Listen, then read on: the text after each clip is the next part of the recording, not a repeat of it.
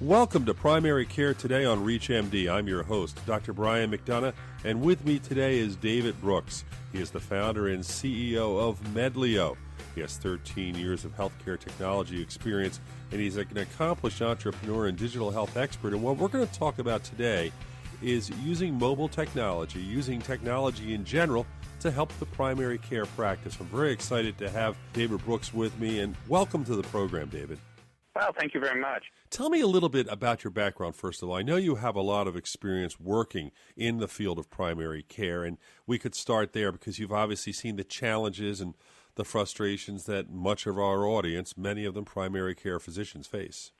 It's kind of interesting. I got involved in kind of healthcare technology about 13 years ago and was married to a physician who was a primary care physician, a family medicine doc, and this was about 8 or 9 years ago, we started a practice started as a solo practice and built it to a 3-provider office. But over that period of time, I was really pretty actively involved in kind of the healthcare technology side of things, but also sort of, wore, as many people in primary care are aware, as a spouse and a business person, I also sort of wore the hat as the office manager for the practice for about 8 years. And so did, have a lot of experience kind of dealing with the day-to-day challenges of trying to run a sustainable practice, first and foremost, and if not a successful practice. So I can definitely relate, to a lot of, and I think that's kind of central to what we work on as a company. I kind of get into these conversations quite a lot where I explain, it is really kind of near and dear challenge, I think, for us to help build solutions to really make these organizations more successful, because it is challenging. What are some of the major barriers and some of the approaches that you feel can be helpful in helping these practices?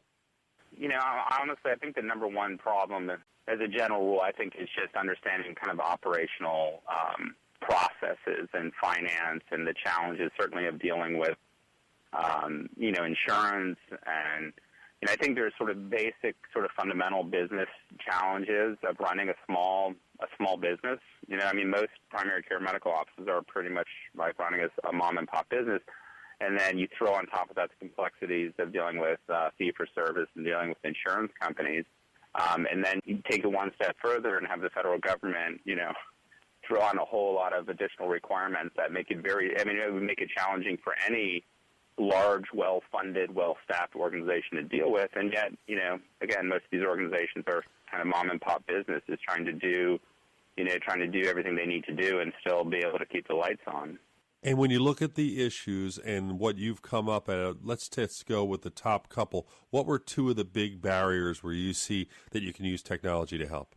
One is the process of really re-engineering the patient experience in a way that creates both a better experience for the patient, but also in a way that can help, medical practices run a better, more successful business, which is really, I think, around the process of kind of creating that sort of point, like creating the upfront price transparency so patients kind of know what their financial responsibilities are in a way that I think, it's very important for medical practices to be able to collect patient-responsible balances, and really the only way to do that effectively is to do it up front.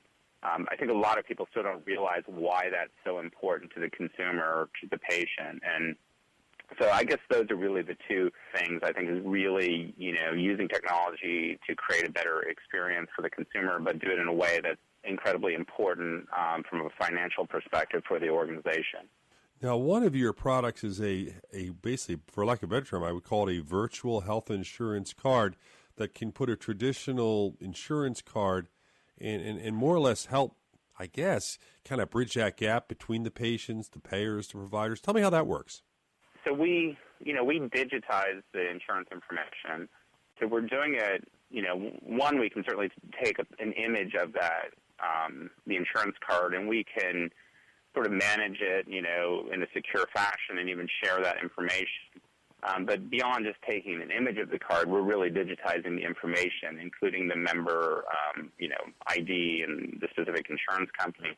And we're using existing infrastructure that many offices are familiar with dealing with clearinghouses to submit claims and whatnot. We actually integrate the real-time eligibility verification process into the insurance card so that we can help take a patient or a consumer's insurance card and actually give a real-time sort of snapshot of what their underlying benefits are. So the reason this is critical is because this is important and useful information for the consumer to have in a way that is more digitized instead of dealing with, a piece of paper that's outdated the minute it's printed. But it also actually does serve as this critical first step in the check-in process, right, in the overall, that process that every time a patient goes into the medical practice, they should be presenting that information. That provider should be doing a real-time eligibility verification to make sure that person does have insurance, that the plan is active and understand what those benefits are. So it's a very crucial first step in the process to get to ultimately that front-end cost transparency. And, it's funny, David, when you look at this and talk about it, it is real. I know for instance, we have a project we're working on in our office where we're trying to increase the number of colonoscopies, as a preventive medicine tool. And what we're finding is, as our EMR has been printing and sending out documents to GI specialists, the information they're getting didn't automatically have the address and contact information of the patient on that. And in addition to that, the contact information wasn't always up to date. So here you are telling a patient, it's very important you get this test. And let's face it, most of our patients, you encourage them, you get the momentum to do it, but they're not running out excited about getting that colonoscopy. You're almost giving them an excuse not to get it done if the consultant can't reach them. So all those steps in setting something up need to be done efficiently, and a lot of that's on the front end, getting the right information. Well, what a lot of people don't understand, and it's related to this question, it's also related to your prior question, I think, is really understanding that what we're doing on the surface may look like, that's neat, right? It's neat. You're creating effectively a form of a digital wallet, which is like I can see, that's something I can see some fringe population wanting to do, right? But that's actually not what we're doing. What we're really doing is we're creating a reason for the consumer to use the application, trying to provide value. In the process, we're actually establishing at least a form of connectivity to the insurance company to the extent that then the provider is using our software. We've now created a secure communication channel between the patient and the provider. And so the reason it is critical is because it's getting the patient and the consumer to embrace the solution and to update that type of information. And at the same time, we're looking for the same thing from the provider. So we're really working to create compelling reasons that both sides of that transaction want to get onto this platform. And then once you do that, the types of things you can do, there's really no limit to it. I mean, we tend to talk about front-end price transparency because we feel it's such an important challenge for medical providers, and we think that that's going to be something that's going to gain a lot of adoption. But the reality is it's just a form of the information we're moving between these two parties. And there's many other types of things we can support through that channel if we can build it and, make it compelling for both sides to join. If you're just tuning in, you're listening to Primary Care Today on ReachMD. I am Dr. Brian McDonough, your host, and I am speaking with David Brooks. David is the founder and CEO of Medlio. We're talking about digital technology in general, the things we can do in healthcare. Certainly, I know in our practice and many of the docs who listen to this program's practice, we're all struggling with meaningful use, and we're looking with our ambulatory EMRs, and we're looking at our inpatient EMRs and linking them with interfaces. And you mentioned about the whole idea of security, and now we're going to throw in a patient portal. There's more and more and more, and there's so much potential, but for the average physician, it really is complicated and expensive and frustrating. Maybe you can address that. Like, this stage of transition is a tough one. I have to sort of bite my tongue a little bit here because I don't want to get into too much trouble saying what my views are of meaningful use. And I mean, I think there's a lot of good that's come out ultimately of EMR adoption, but I've been in this industry a long time, and my I do believe that, when the government poured a lot of money in to incentivize providers and obviously initially focused on the front end carrot, and I think before long we're going to be dealing with the stick of this, but to get broader adoption of a technology that, arguably wasn't proven 5 years ago, 6 years ago when we started down this path.